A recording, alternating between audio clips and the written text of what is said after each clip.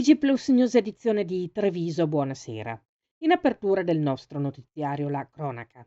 Intervento dei vigili del fuoco poco dopo le 7:30 di oggi, martedì 18 marzo, per l'incendio di un autobus del trasporto pubblico in transito in via Anzano, nell'omonima località a Cappella Maggiore. Fortunatamente illesi i passeggeri a bordo. Il conducente, accortosi dell'accensione di una spia di anomalia motore sul cruscotto e subito anche della presenza di fumo e fiamme proveniente dal vano motore, ha prontamente arrestato il mezzo e fatto evacuare i passeggeri.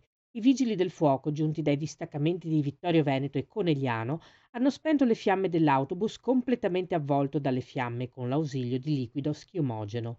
L'incendio ha completamente distrutto il mezzo e causato danni al manto stradale e ai cavi dell'illuminazione pubblica. Le operazioni di raffreddamento e bonifica si sono concluse poco prima di mezzogiorno con il rientro dell'ultima squadra.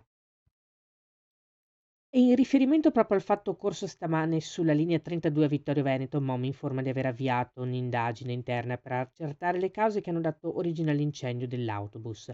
L'autobus, seppur di vecchia generazione, è sempre stato sottoposto a rigorosa manutenzione, sottolinea MOM. L'autobus era entrato in servizio sulla linea urbana alle 6:45 partendo dal deposito vittoriese e non evidenziando alcuna anomalia. Giacomo Colladonna, presidente MOM, dichiara: la sicurezza è al centro del nostro operare, anche per questo MOM ha scelto di investire 89 milioni di euro, di cui 15 milioni in autofinanziamento per il rinnovo dei mezzi. Con l'ultimo piano industriale, MOM ha previsto l'ingresso di 257 nuovi veicoli entro il 2032, al fine di rinnovare la flotta, abbassare l'età media del parco complessiva, ridurre l'impatto ambientale. Parliamo di economia. Si è tenuto oggi un incontro del tavolo regionale relativo alla situazione dello stabilimento Breton SPA di Vedelago e dei suoi lavoratori.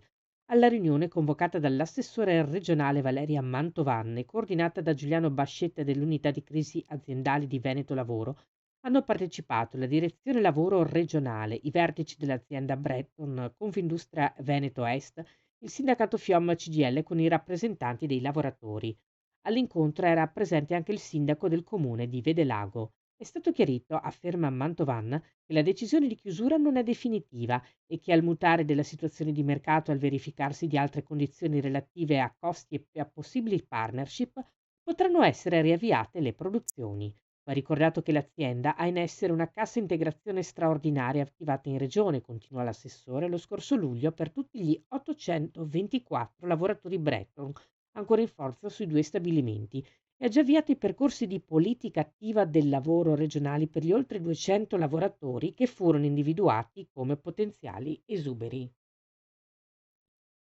Lo sport, il basket, il CDA di Treviso Basket e il CDA del Consorzio hanno analizzato a fondo la situazione sportiva che ingenera preoccupazione a tutti gli appassionati del nostro splendido movimento, si legge in un comunicato ufficiale.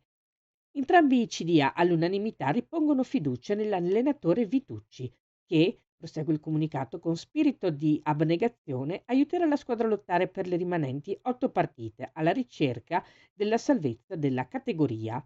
D'ora in poi ci aspettano 8 finali, dice ancora il comunicato, ognuna delle quali potrà considerarsi essenziale per mantenere per il settimo anno la Serie A. Ci auguriamo che il senso di urgenza manifestato trovi riscontro in ogni componente, in ogni minuto di partita, andando oltre i propri limiti con il cuore. Noi presidenti ci auguriamo che l'amore per la maglia superi il disappunto personale, al fine di creare un clima di passione positiva necessario per sostenere la squadra nelle difficoltà e per esaltarla nei momenti positivi. Domenica ci sarà la prima finale. Ognuno può dare il suo piccolo o grande contributo per essere di aiuto. Questa era la nostra ultima notizia. Grazie per essere stati con noi. Arrivederci.